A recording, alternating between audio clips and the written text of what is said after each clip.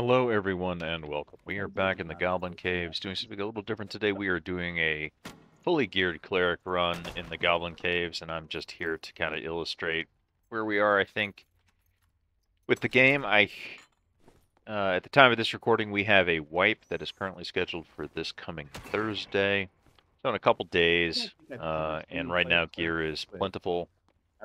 Everyone's running it right now. If you go into the Goblin Caves, you're going to run into 3 or 4, lightly geared folks, and then 1 or 2, incredibly well geared folks. And right now, I'm part of the problem. I'm in here with incredible gear, and I just really kind of want to show you the inflection point that we're currently at with regard to the gear system and its availability. So, just to walk back a couple of patches to kind of illustrate the design decisions that Iron Mace has been making. They said, gear is too powerful. The stats that it's providing are too high, and we need to scale it back. And of course, they did that, and they did that quite extremely with no notice. And so a lot of people got really upset. They said, well, wait a second, like, we worked really hard for this gear, and this gear is, allowing us to play the game in the way that we want to play it, which is to, be able to easily overrun people who don't have that same level of gear, because the stats, the benefits, the damage that it's providing is so incredibly high, and I need that to be able to enjoy the game. And so, Iron Mace quickly reversed their position. They kind of restored the gear. They put it back to essentially the way it was before, minus some of the +2 all stuff.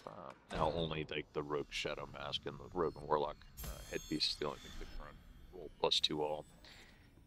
But regardless, they put weapon damage back on, and here we are now. So they're doing a wipe. It's probably with good reason. The economy's still kind of messed up from the changes that they'd implemented before. But I just really kind of want to illustrate the difference between like blue and purple gear versus people who are running green and blue gear. It's incredibly meaningful, and the point that we're at with Dark and Darker is that if you are going in without, the level of gear that I'm running here, you're just at such a massive disadvantage that there's really not a realistic outplay for you from a skill-based perspective. It's really just stat checking, and I'm on a character that is very much about stat checking, but then again, so are a lot of them. I mean, the Barbarian class in its entirety is about holding on left click and W while you stat check your opponent. The cleric, I don't normally run smite, but I'm running smite in this build because this is just kind of frankly broken from a magic damage perspective. Running the magic twig plus smite, you just do an incredible. You're going to see me two tap a barbarian here in a second. But yeah, this is so I mean, if this is the design intent for the game, then I really don't understand how this product will grow beyond the people who just enjoy the bullying aspects of like the gear advantage curve.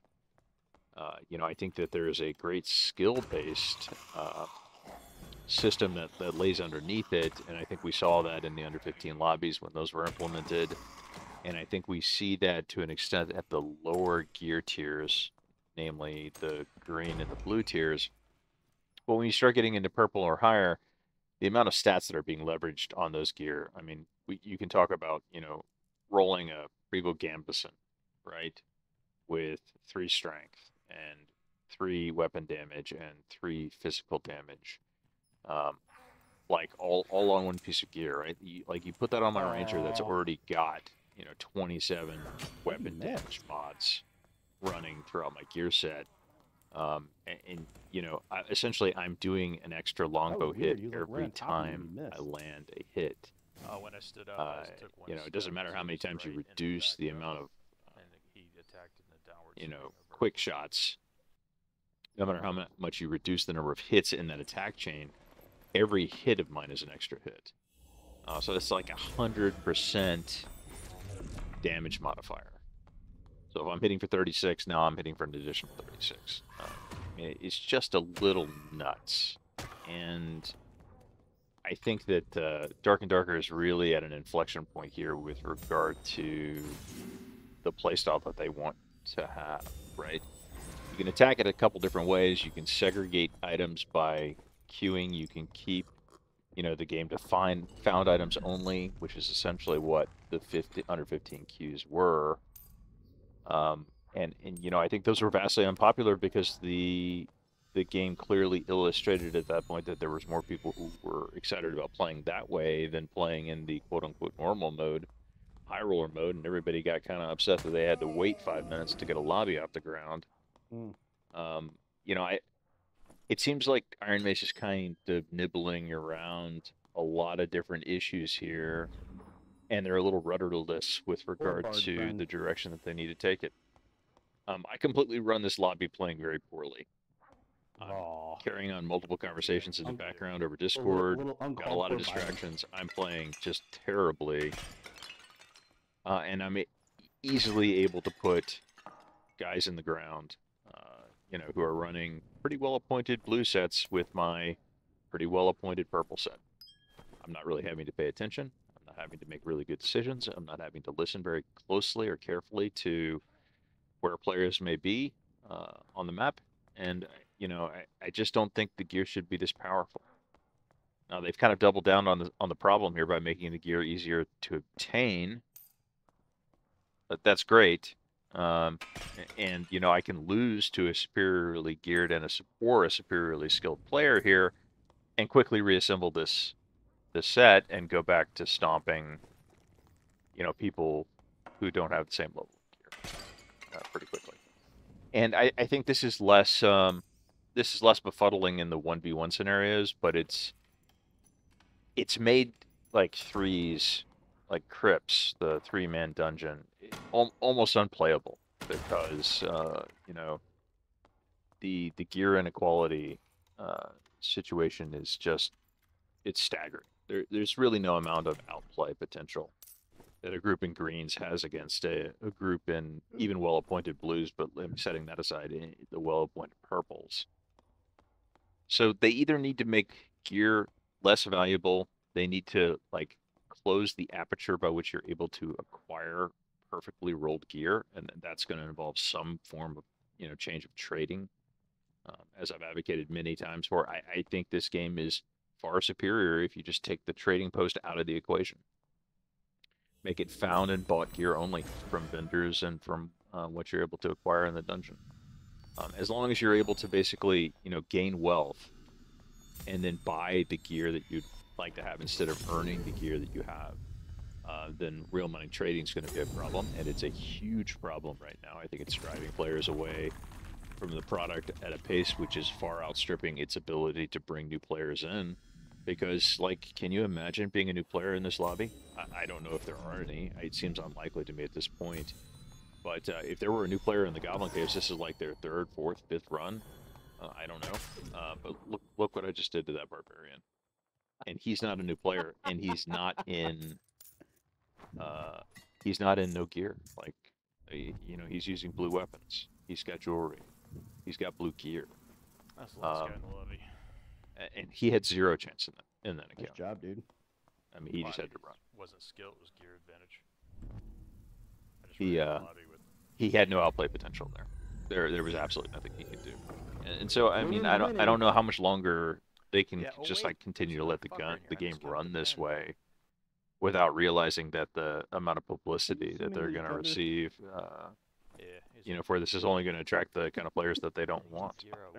It just seems like it's in a really anti-growth cycle here between, Iron Mace's rudderless and a purple sword. Design decisions and what the community wants, which is, I think, the bully culture is kind of driving the ship from a certain perspective. They want overpowered gear. They want to be able to win every fight, even when they play poorly. I don't really enjoy that, but I'm going to be making a series of videos here kind of illustrating the problem so that everybody can see it. And that's what this run has essentially been. This is a well-appointed, epic-geared cleric walking through an entire lobby of players with very little concern. Now, At the end here, I did miss a player. I did not realize that that this rogue was here. I miscounted the men.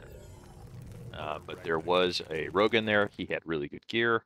I would have killed him too, without, you know, any concerns. Oh, you did go in with gear. Okay.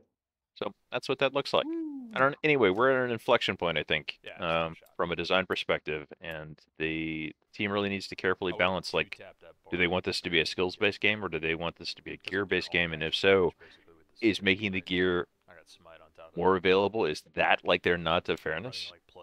You know, everybody can buy gold from China, and then everybody can go to the trading post and get the same gear. Is that their plan? Because I think that's got a really short shelf life, and I think it's got a very limited appeal to something that, you know, could be great. I think we all see the great potential here in Dark and Darker. It's just the series of kind of rudderless decisions, both with the, you know, the gear, the reduction, and then the quality of gear. I think was a very good move that was received very poorly and implemented and executed very poorly. And we're just kind of struggling to recover from that. Making really well-rolled gear, you know, infinitely available via the trading post has implications, and those implications are that, you know, people who don't want to grind are going to go buy the gold, and they're going to spend the gold on getting gear, and they're going to do exactly to their lobbies what I just did to this one. Anyway, interested in your point of view. If you enjoyed this, please like and subscribe. It helps me a ton. We'll see you in the next one.